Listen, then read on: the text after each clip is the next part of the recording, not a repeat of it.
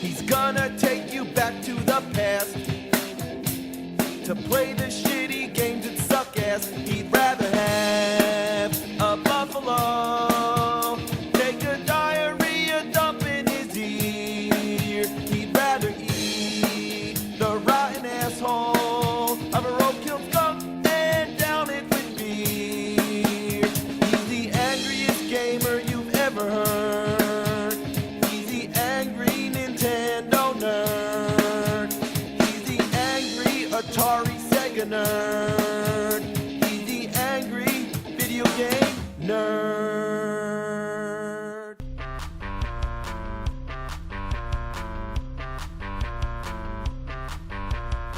Ghostbusters 2 on Nintendo. Well, here it is. The game starts out with this little intro with Vigo. You see him at the end too when you lose, and both times he does the Elvis lip. So the first level is under the subway at the River of Slime, and that's right, wow, the game actually has levels with a simple goal to get to the end without dying. And that's what I'm fucking talking about. Ghostbusters should be nothing more complicated than just running around zapping ghosts. So it's a huge, huge improvement over the first game. But that's not saying much. It still sucks monkey fucking pukes diarrhea up your fucking asshole. And that's interesting because the movie Ghostbusters 2 is definitely inferior to the first one. So I guess the formula works like this. A good movie equals a shitty fucking game. But a not so good movie equals a game that's not as shitty. This time the Ghostbusters only shoot slime. They never use their proton packs. The controls could have been better, and the way you move the gun is kinda awkward, like it stays wherever you point it, and it takes a moment to aim it elsewhere rather than just being instantaneous. This is a hard one to explain, but just play it for a while, then pop in Contra and you'll know exactly what I'm talking about. It's also stupid that A shoots slime and B jumps. Usually it's the other way around. As for start and select, they don't do donkey dick. Usually start is pause, but here, there's no fucking way to pause the damn game. I mean, if you gotta go answer the phone or take a shit, it's like tough shit if you gotta take a shit. You gotta take a quick shit. You gotta have turbo turds. I'm trying to play the game. I got shit stains in my pants and an answering message on my phone that says, "Sorry, I'm playing Ghostbusters 2 on Nintendo." What a selfish game. Bottom line, have a fucking pause button. God damn it! While the game definitely has its variety, the second level you're driving around and dodging shit, and shooting at ghosts that look like bed sheets with 2 eye holes cut out, sorta like Charlie Brown's Halloween costume. Oh, and the car's alive, because when it dies, it bleeds. Yeah, it gets mangled into a bloody mess. Yeah, I know, it's red slime. Level 3 is the courthouse. Oh wait, is that Kool-Aid? Give me the Kool-Aid! Aw, fuck. Level 4, you're driving again. Like before, there's holes you gotta jump over, but you gotta make sure that you drive over the arrows because they're the speed boosters. Oh, get out of my way! Fucking ghost. Alright, here we go. Oh, there's another. Oh, come on! And you think I'm doing bad? Take a look at the demo in the beginning of the game. It doesn't even try. It just crashes into everything. The only reason it even gets by is because after you hit something, you're immune to damage for a brief moment. You can pass through. But really, why is the game having so much trouble playing with itself?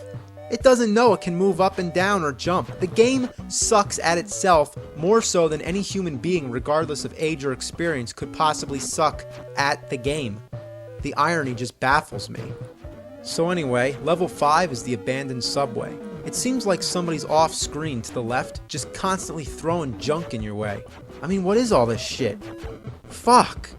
So here's level 6, the Statue of Liberty. Remember the scene in the movie where the Ghostbusters used the NES Advantage to control the Statue of Liberty? Well, I'm playing it with the NES Advantage right now, and that's kind of weird, don't you think, in the movie?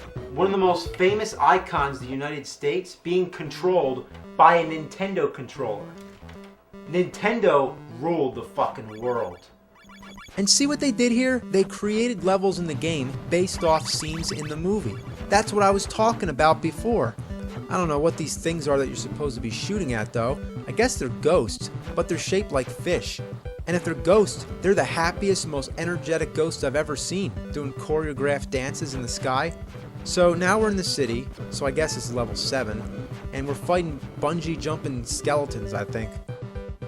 Here we go, at the museum, covered in the river of slime. And this is the final level of the game, and by now, it's all starting to look the same. There really isn't any more variety in the gameplay.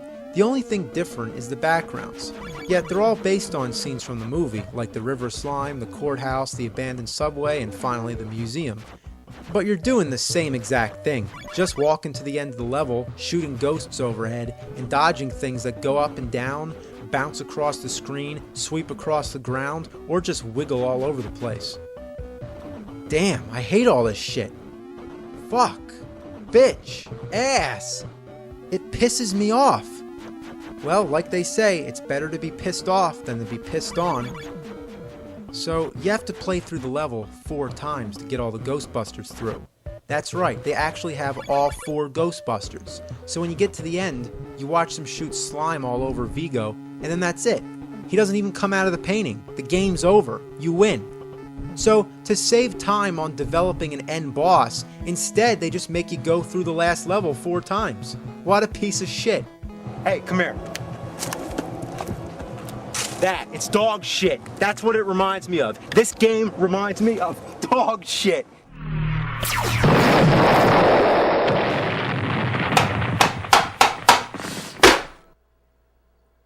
Can Sega do better again? Well, let's find out. We got Ghostbusters on the Sega Genesis, also called the Mega Drive.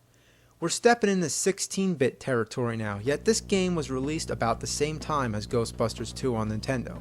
Rather than making their own game of Ghostbusters 2, Sega made something completely original. Well, there's only 3 Ghostbusters again. I mean, what's their problem with Winston? What are they, fucking racist or something? Well, whatever the case, you get to pick your Ghostbuster. They got big heads and they walk like they're crapping down their pants. You got dialogue scenes and not 1 but 2 stores, an item shop and a weapon shop, again resorting to that old tired idea of having the Ghostbusters buy all their own equipment. Then you got the map screen, which thank God it serves the only purpose that it should, selecting which order you want to play the stages in. So you can go into the little house, the apartment, the bigger house, the high-rise building, and after you've beaten all that, you can go to the castle. The stages are non-linear in a sense that you don't just run through from beginning to end, you gotta find your way around. You can climb ladders, swim, and explore the whole place until you found and defeated all the boss ghosts, which there's several of. And when you defeated them, you get to lay a trap and catch a Slimer in true ghost-busting fashion. After you cleared the stage, you get money and then you leave. So that's the concept, which is enough to keep you entertained. The control's great. Walking and jumping is perfectly responsive, you can easily shoot in any direction, you can crawl, it's fun blasting things, the sounds and music are original, and the caricature look I find kinda amusing actually. This is what you call a game. I like this. I like this? I can't believe what I'm saying. I think the world is coming to an end. Seriously, like fire and brimstone coming down from the skies. Rivers and seas boiling. 40 years of darkness. Earthquakes, volcanoes. The dead rising from their graves. Human sacrifice. Dogs and cats living together. Mass hysteria. But don't worry. I'll find something about it that sucks. Like those tablecloths that wrap you up, you can't even do anything but wait. They don't even do any damage, so what's the point? Just to be annoying. You might as well just have somebody come in and take the controller from me for about 5 seconds. There's also an overabundance of weapons and items which, out of all of them, only one is really mandatory. The night goggles. Without them, there's no way you can get through the fire level because you can't see shit. Look at this. I can't tell where I'm going. And the goggles run out of juice, so if you're far along in the level and they start to dim, you're fucked. You gotta kill yourself, go back to the store to buy more goggles, and then start the level all over again. What a shitload of fuck. I also hate these fire towers. It's like, no matter how well you estimate the jump, you either end up getting burnt because you jumped too short, or accidentally touch the fire trying to get as close as possible to jump. And also, you have to make sure that you time your jump right, or the fire comes up and burns your ass. And if you stand there to even try to think about it, a flaming guinea pig comes out. Yeah, flaming guinea pigs are pretty weird, but you know what's also weird? When you die, you turn into a mummy. That I can't understand. Then you got these disappearing green things to jump on. Ugh. Guess what the toughest enemies in the game are? Coffee cups. You think they'd shatter after just one hit, but no, they take forever to break. I don't get it. Lots of the enemies are just annihilated after just one hit, but not those. Don't fuck with the coffee cups. The boss battles are cool, although sometimes really random, like this blue guy that comes apart. Come on, die! Alright. Oh, he's still got a head! Yeah. You got the crystal monkey man, the evil snowman, the fire dragon, the flame guy, the face that emerges from the wall, the woman who multiplies to 3, gotta shoot the real one. Then there's the Grim Reaper who looks like Dracula from Castlevania 2. Then there's the plant, which reminds me of Little Shop of Horrors, which is an interesting connection because Rick Moranis starred in the remake and he was Lewis in Ghostbusters. Then you got Stay Puft, who relentlessly attacks you during the stage, but then at the end, you finally get to punish him for all the shit he put you through. Die! Die! Get him! Get him! Get him! Get him! Get him! Get him! Yeah! He's dead as shit.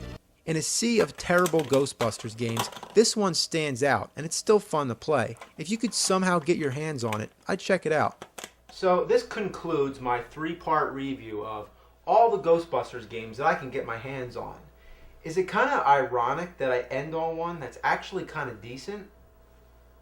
I don't know. I mean, is it any more ironic that the same guy who did the voice for Garfield did the voice for Peter Venkman in the Ghostbusters cartoon, while Bill Murray was the live-action Peter Venkman, and he also did the voice of Garfield in the movie?